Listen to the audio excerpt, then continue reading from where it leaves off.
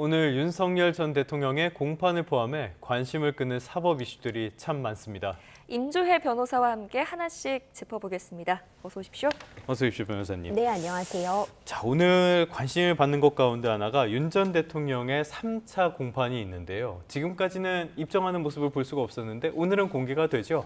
그렇습니다. 1차, 2차 공판 기일에서는요, 지하주차장을 통해서 법정 내부로 이동을 했기 때문에 그러니까 법정에서 다시 걸어 들어가는 모습을 확인할 수는 없었습니다. 예. 하지만 이번에는 이 서울중앙지법에서 윤석열 대통령 측의 어떤 이 지하주차장 이용을 불허했습니다. 그러니까 윤 전 대통령 같은 경우에는 결국 이 지상에서 차량에서 이제 내려서 법원 안으로 걸어 들어가는 모습이 현재 공개될 수밖에 없는 상황이고요. 예. 법원에서는 이제 취재진들이 자율적으로 포토라인을 설치할 수 있도록 하겠다.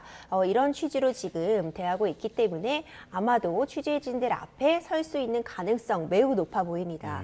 또 관심을 받는 것은 과연 어떤 입장이나 메시지를 낼 것인가 이 부분도 주목을 받고 있는데 현재 전직 대통령이긴 하지만 경호처의 경호를 받고 있는 상태이기 때문에 경호원들이 어떤 취재진들의 질문을 좀 저지하는 모습을 보일 가능성도 존재하고요. 네. 대선이 얼마 남지 않은 시점에서 뭐 특정 후보에 대해서 뭐 지지를 표명한다거나 일부 예, 예. 어떤 관련된 발언을 할 가능성 내지는 현재 본인의 재판들이 굉장히 여러 건 지금 이제 진행이 되고 있는 이 상황들 이런 부분에 대해서도 언급할 가능성은 점쳐지고 있습니다. 네.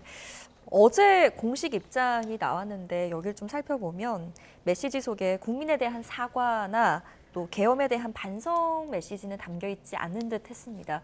만약에 오늘 포트라인에 서게 된다면 이와 비슷한 맥락이 진행이 될까요? 그렇죠. 해당 메시지를 좀 보자면은 뭐 비록 임기를 다하지 못하고 물러났지만 이제 본인의 마음은 오로지 국가와 국민에게 있다라는 취지의 발언이었습니다.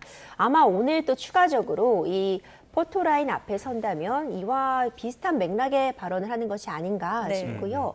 지금 윤석열 전 대통령 측에서 이 재판에서 주장하고 있는 이 논리는 일관되어 있습니다. 12.3 비상계엄 선포가 어떤 국헌문란 목적의 폭동이 아니라 어떤 국가를 생각하는 마음에서 특히 민주당의 어떤 그런 폭정들을 알리기 위한 것이었다. 이 부분을 계속 반복하고 있거든요. 예. 이것이 사실상 이 내란죄나 직권남용 혐의에 대해서 과연 유죄로서 판단되느냐 아니면 이것이 무죄로서 판단되느냐를 가름질 수 있는 또 중요한 쟁점이기도 하기 때문에 예. 본인의 어떤 정당성, 비상계엄 선포의 정당성을 강조하는 그런 취지의 발언도 할 가능성이 있어 보입니다. 네. 조금 전에 직권남용 말씀을 해주셨는데 이거 역시 지금 내란 혐의랑 합병이 됐죠? 그러면 오늘 공판이라든지 이럴 때 같이 이야기가 다뤄지는 겁니까? 그렇죠. 이번에 이제 진행될 3차 공판 기일에서 직권남용 혐의 역시 지금 내란죄 형사재판과 병합이 되었기 때문에 예. 처음으로 다뤄질 예정입니다. 이 직권남용 혐의는요, 사실 새로운 혐의라고 볼 수는 없는데 다만 현직 대통령 신분일 때는 불소추 특권을 갖고 있기 때문에 네. 내란 외환의 죄를 제외하고는 새로이 소추될 수 없어서 직권남용 혐의는 추가가 되지 않았던 것입니다. 네. 예. 하지만 현재는 전직 대통령의 신분으로 불소추 특권이 사라졌기 때문에 직권남용 혐의가 추가 기소되었다 볼 수 있고요. 직권남용은 결국 권한을 남용해서 다른 그렇죠. 사람으로 예. 하여금 의무 없는 일을 강요하였다라는 혐의이기 때문에 결국 12.3 비상계엄 과정에서 다른 뭐 지휘관들이나 본인의 아래에 있는 어떤 본인의 지휘를 받아야 하는 그런 인원들에게 의무 없는 일을 강요하게 했다. 이런 취지의 쟁점들이 문제가 되고 있습니다. 네. 오늘 공판 증인들을 보면 특전사, 수방사 간부가 증인으로 출석하더라고요. 이런 점을 또 미루어 봤을 때 이 증인들에게 어떤 질문 할 거라고 보세요? 네, 좀 예측이 가능한 부분입니다. 사실상 1차, 2차 공판 기일에서 검찰 측에서 신청한 증인들이 출석을 해서 증언을 했는데 조성현 경비단장도 그렇고요. 김영기 대대장도 그렇고 결국 내가 국회의원들을 끌어내라는 지시를 받았다는 취지의 그런 증언을 했습니다. 네. 예. 오늘 이제 증인 신문이 예정되어 있는 박정환 특전사령부 참모장도 그렇고 오상배 수방사령관 부관도 그렇고 지금 핵심이 되고 있는 그 쟁점들 실제로 그런 국회의원을 끌어내라는 지시를 받았다는 사람의 옆에서 함께 그런 내용을 들었거나 그 상황을 목격한 사람입니다. 네. 박정환 사령부 참모장 같은 경우에는 곽종근 사령관이 전화를 받을 때 바로 그 옆에 있었던 인물이라고 볼 수 있고요.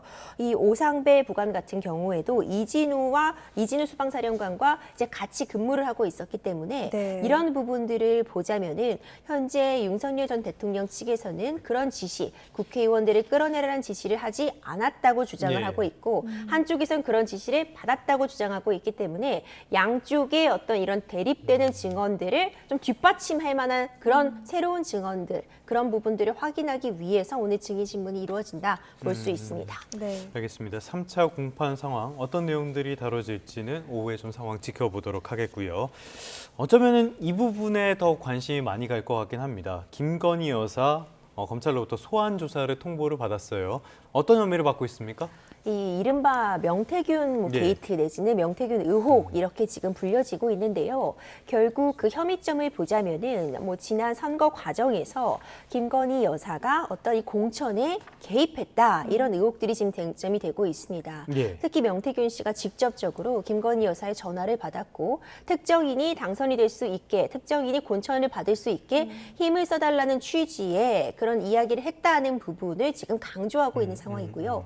관련자들에 대한 조사가 이미 진행이 되었기 때문에 이제 검찰 측에서도 김건희 여사에 대한 대면 조사가 필요하다 이런 입장을 거듭 밝히고 있고요. 네. 몇 차례 일정을 조율하려고 했으나 김건희 여사가 건강상의 이유라던가 그 이전에는 지금 윤석열 전 대통령의 이 탄핵 재판 등을 이유로 해서 출석이 어렵다고 밝혔습니다. 하지만 이제 검찰 측에서는 더 이상 김건희 여사의 소환을 미룰 수 없다는 입장이고요. 이번 주 내로 소환을 통보하겠다는 입장입니다. 네, 김건희 여사가 이제 소환에 응할지도 관심인데 만약에 이번 소환 조사에도 묵묵부답으로 일관한다면 어느 정도의 강제력도 동원할 수 있는 겁니까? 그렇죠. 사실 소환에 응하지 않을 가능성이 현재로서는 좀 높게 점쳐지고 있습니다. 예. 물론 김건희 여사 같은 경우에도 변호인을 선임해서 이제 적극적으로 대응을 하겠다는 의사를 일부 밝혔다고 볼 수도 있겠지만 네. 또 조기 대선을 앞두고 있습니다.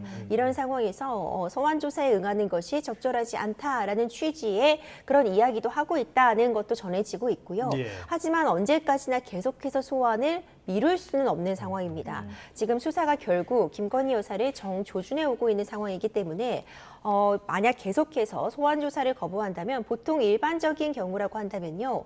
3차례 정도 실제로 소환에 불응하면 예. 체포영장 같은 부분 강제 수사가 진행될 수 있습니다. 어느 정도 소환에 대해서 일정 조율을 시도하다가 결국 계속해서 불응을 한다면 강제 수단, 네. 그러니까 영장의 발부 등이 충분히 검토될 수 있는데 대선이라는 시점과 좀 맞물려 있기 때문에 그 시점은 검찰 측에서도 조금 더 고심을 할 것이라고 봅니다.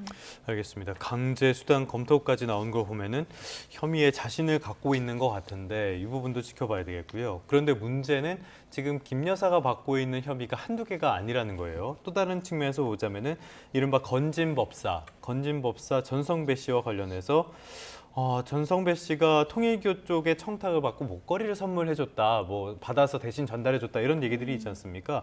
아직 이 부분에 있어서는 참고인 신분인 건가요? 그렇습니다. 이 앞서 설명했던 그 명태균 씨 의혹, 이 공천 예. 개입 의혹은 김건희 여사가 지금 피의자로 거기는 피의자. 그렇죠. 소환이 예. 지금 목전에 있다라고 말씀을 드렸고요. 지금 건진법사 일명 이 해당 의혹은요. 이제 통일교 간부로부터 고가의 목걸이 6천만 원 상당의 목걸이를 건진법사에게 전달을 했고 예. 건진법사는 그걸 잃어버렸기 때문에 김건희 여사에게까지 전달이 되지는 못했지만 어쨌든 이 목걸이의 존재가 지금 굉장히 문제가 되고 있는 상황입니다. 예. 근데 이와 관련해서는 어디까지나 아직은 참고인 신분으로 김건희 여사를 조사하고 있습니다. 예. 이 해당 어떤 이 목걸이의 존재에 대해서도 지금 밝힐 필요성이 있고요. 실제적으로 그 통일교 전 간부라는 사람이 어떤 의도로 어떤 청탁을 위해서 과연 이 건진법사에게 이 해당 목걸이를 전달했는지 예. 실제로 건진법사는 그 청탁을 김건희 여사에게 전달을 시도했는지 이런 부분들 아직 쟁점으로 떠오르고 있는데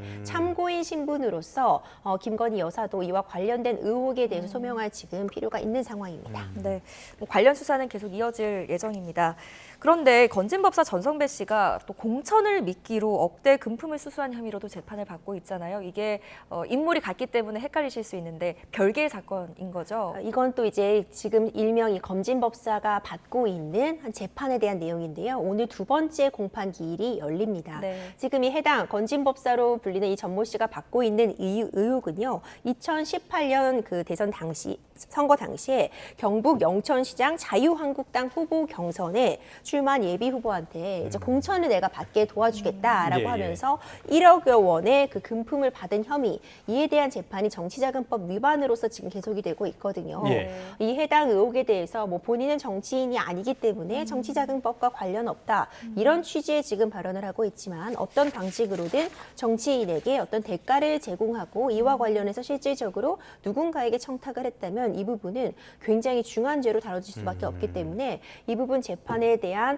어떤 부분들도 어떻게 진행될지 좀 더 지켜볼 필요가 있습니다. 네. 뭐 정치인이라는 직업이 명확한 경계가 있는 게 아니기 때문에 공천 개입에 연루된 사람들이 참 많기도 하네요. 다른 사람도 한번 살펴보도록 하겠습니다. 오늘 오후 2시에 있는 재판인데 이재명 후보의 배우자 김혜경 씨의 선고 공판이 예정돼 있어요. 이쪽은 또 어떤 혐의를 받고 있는 겁니까? 그렇습니다. 오늘 오후 2시에요. 이 부분도 굉장히 주목해 볼 만한 지점인데 지금 이재명 대선 후보의 배우자 김혜경 씨가 공직선거법 위반 이 항소심 선고가 예정이 되어 있습니다. 예. 이제 해당 혐의 같은 경우에는 결국 2021년 8월 전현직 국회의원 배우자 등 6명에게 경기도 법원 카드로 10만 4천 원 상당의 식사를 제공한 부분이 문제가 되고 있거든요. 네. 1심에서는 유죄의 취지로 벌금 150만 원이 선고되었습니다. 지금 예. 공직선거법 위반 같은 경우에 지금 이재명 후보 같은 경우에도 계속해서 문제되고 있는 것이 이 벌금 100만 원을 넘느냐 넘지 않느냐잖아요. 예. 만약 이 벌금 150만 원이 그대로 대법원까지 가서 확정이 된다면 이 역시도 이제 피선거권이 박탈되는 부분에 해당하고 지금 이재명 후보의 배우자이기 때문에 만약 피선거권이 박탈되면 이 후보의 활동을 돕는 이 선거운동을 할 수 없다는 부분은 굉장히 쟁점으로 꼽을 만합니다. 그럼 피선거권이 박탈이 되면 선거 운동도 지원할 수가 없는 건가요? 그렇죠. 예. 그렇게 규정이 되어 있는데 다만 6월 3일 이 조기 대선이 얼마 남지 않았고 오늘 있는 선고는 지금 항소심, 그러니까 네네네. 2심에 대한 선고이기 때문에 예. 그 전까지 대법원에서 확정 판결이 나오기는 이제 물리적으로 시간상 불가능한 상황이라서 이번 대선의 선거 운동에 영향을 끼치는 것은 아닙니다. 네. 그런데 이제 그 선거의 사무총장이라든지 이런 사람들이 유죄를 받게 되면은 후보자 본인한테도 영향을 미치게 되잖아요. 배우자의 경우에는 그 배우자가 선거운동을 할 수 없다는 거 외에는 별다른 지장은 없는 겁니까? 이 본인이 직접 선거에 나가거나 하지 않는다면 피선거권이 박탈되는 것 자체가 선거에 나가지 못하는 부분이 문제가 되는 것이라고 볼 수 있고요. 예. 다만 어쨌든 공직자의 배우자로서 이런 부분들이 문제된다면 당연히 도덕적인 책임은 물어야 되는 상황이겠죠. 네. 민주당에서는 김혜경 씨 재판도 대선 이후로 미뤄야 한다 이런 목소리가 나오고 있는데 이게 뭐 정치의 사법화, 사법의 정치화 이런 우려의 목소리들이 많이 나오고 있습니다. 여기에 대한 생각을 좀 말씀해 주신다면요. 그렇죠. 사실 선고만 남아있는 상황입니다. 예. 재판이 한창 진행 중인 상황도 아니고 공직선거법 위반 같은 경우에는 잘 알려져 있는 이 일명 633 원칙, 이제 1심과 2심과 3심과 관련해서 6개월, 3개월, 3개월 이내에 진행이 돼야 된다는 그 대원칙이 있는데 이번 사안 같은 경우에도 사실 그 기간이 지켜지지는 못했거든요. 그렇기 때문에 재판부가 이재명 후보에 대한 그런 공판 기일들은 선거 운동의 자유를 보장해줘야 되고 국민들의 알 권리 같은 부분들, 선택권을 충족시켜줘야 되기 때문에 그 공판 기일들을 대선 이후로 미뤄줬다고는 하나 지금 사안 같은 경우는 사실 선고만 남아 있습니다. 네. 그리고 아직 여전히 항소심인 상황, 이런 부분들을 고려하자면 선거 운동의 자유가 이 선고심을 그대로 진행한다고 해서 그렇게 제한되는 것인가, 이 부분은 좀 논쟁적으로 남아 있을 수 있을 것 같습니다. 아직까지 이 이후로 미뤄야 된다는 주장에 대해서 명확하게 재판부가 어떤 입장을 낸 건 아닌 것 같은데 아마도 선고가 되지 않을까, 현재로서는 조심스럽게 예측이 되고 추가적인 상황은 재판부의 판단 기다려봐야 될 것 같습니다. 알겠습니다. 오늘도 주목되는 재판 일정들이 참 많은데요. 임주혜 변호사와 하나씩 짚어봤습니다. 오늘 말씀 고맙습니다.